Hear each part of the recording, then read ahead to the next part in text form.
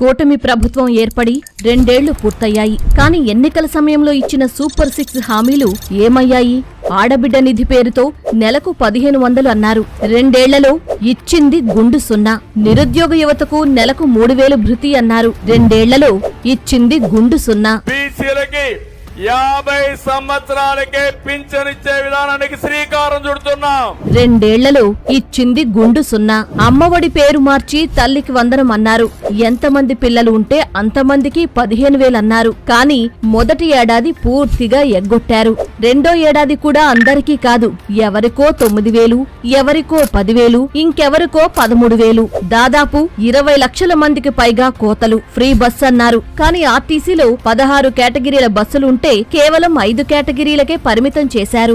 దీపం పథకం పేరుతో ప్రతి ఏడాది 3 సిలిండర్లన్నారు. 2 ఏళ్లలో రావాల్సింది 6 సిలిండర్లు. కానీ అందింది 1 లేదా 2 మాత్రమే. రైతు భరోసా పేరు మార్చి అన్నదాత సుఖీభవ అన్నారు. కేంద్రం డబ్బుకు అదనంగా ప్రతి ఏడాది 20,000 అన్నారు. 2 ఏళ్లలో రైతుకు రావాల్సింది 40,000. కానీ ఇచ్చింది 14,000 మాత్రమే. మిగిలింది 26,000 బకాయి. పైగా అనేక మంది రైతులకు కోతలు. ఇది వెన్నుపోటు కాదు, వెన్నుపోట్లు చంద్రబాబు.